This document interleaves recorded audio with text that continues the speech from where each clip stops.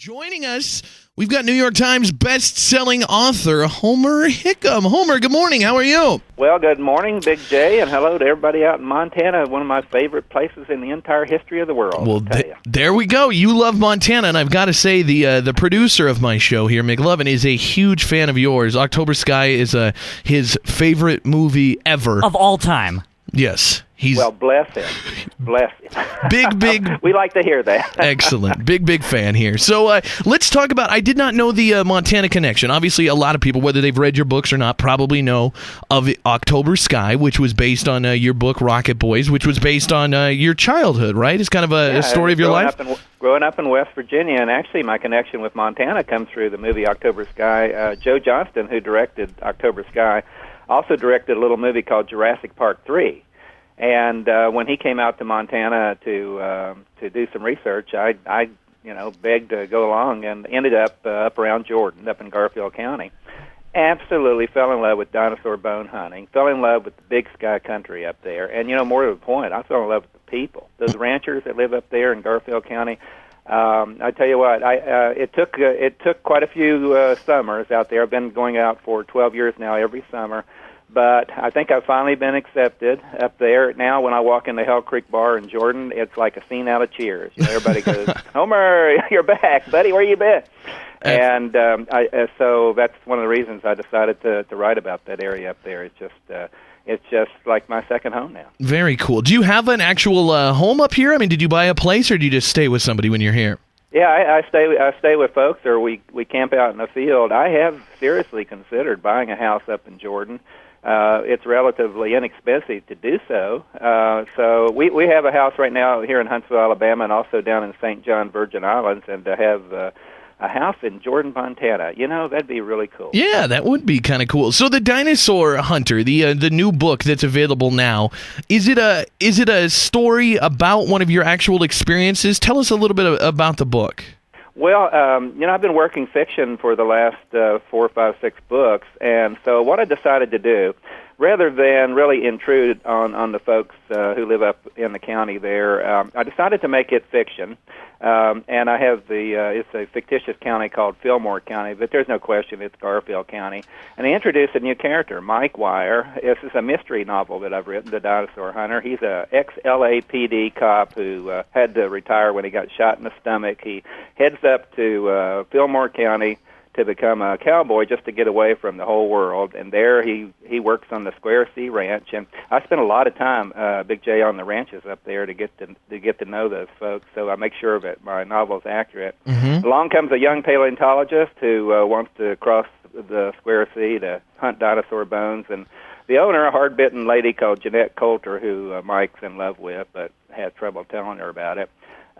She decides to let this paleontologist on her land, and the next thing you know, just evil has come to the land, and nobody can quite figure out why. There's murders and mayhem, and poor Mike has to put his detective hat on and kind of unpeel the onion to figure out what's going on. Ooh, sounds intriguing. And then there's obviously the dinosaur aspect to it as well. Oh, yeah, absolutely. One of the cool things, one of the reasons I decided to make it a mystery novel was that I can also, as Mike unpeels the onion on what's going on in the county and this evil that's come in there, he also he's working with the paleontologist, and he's learning something about dinosaur hunting, sort of like I did. So he goes through the same steps that I did, first trying to figure out, you can look right at a bone and not recognize it, and then when you find one, it's really cool, and then you start finding a whole lot more, and then figure out how to dig them up, and so on and so forth.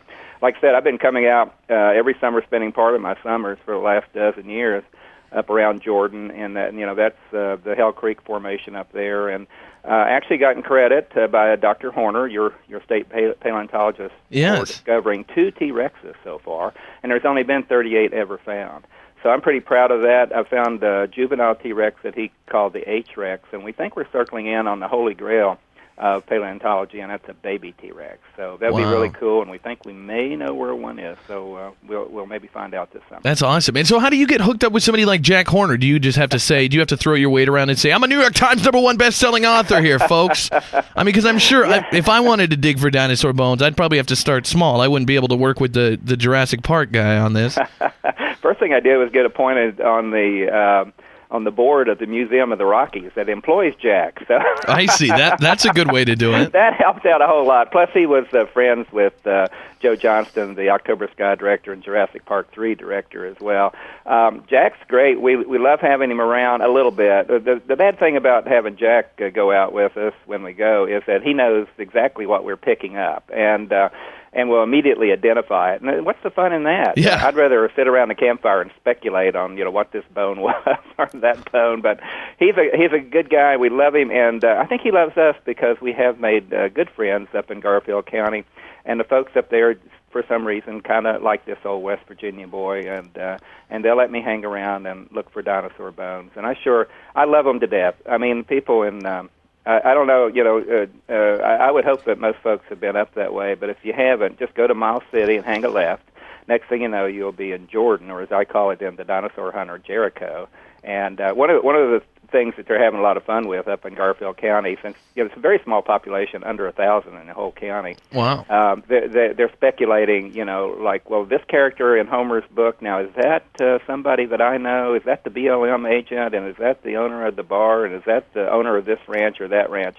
I had a couple of people up there work with me on it to make sure I got ranch life exactly right. My wife said when I started writing this thing, said, Homer, I'm not sure you should call this the cow hunter, not the dinosaur hunter, because I had to learn a lot about raising cows. But I so respect those people up there. I wanted to get them right. That's very cool. That's awesome. And what do you do with the dinosaur bones? I mean, do they all go back to like the Museum of the Rockies, or do you have like a T-Rex skeleton in your living room or something? I wish I did. I have casts of bones and some of them that I've actually found, but they all go to Dr. Horner for science. You think, well, to go out there and hunt, you're supposed to have a license, and they'll put you under the jail if they catch you out there hunting without one. And the license comes from Dr. Horner. He's the state paleontologist, and everything that we find goes to him, because the smallest scrap can make a big difference in what he's looking for. We don't always know exactly what he's looking for.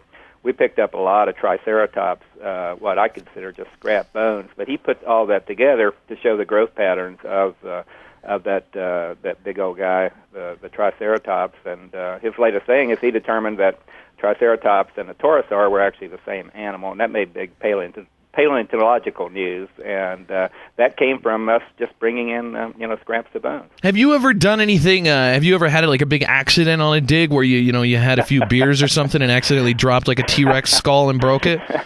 Well, I personally had accidents. I got hit by a rattlesnake out there this past July. Oh! I have passed out from heat exhaustion, and I've fallen off a cliff, about a 50-foot cliff. Lucky I didn't kill myself on it. I mean, Big J, I've had a marvelous time. I love it.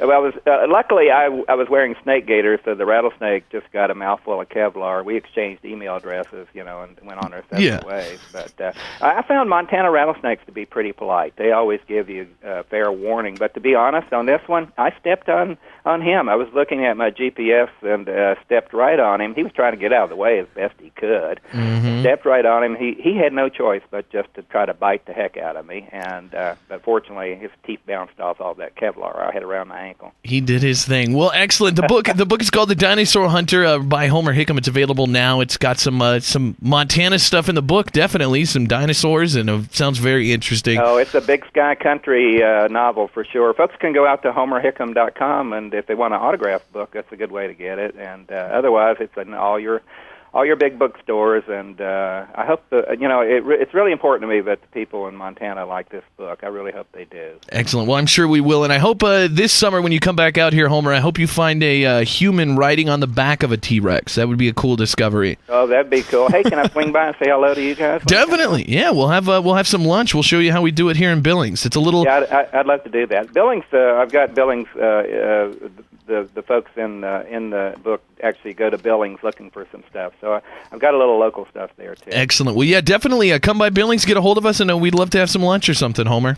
I'd love to do that. All right. Homer Hickam, the author of The Dinosaur Hunter. Thanks so much for being with us this morning, Homer, and have a good time when you come back to Montana this summer.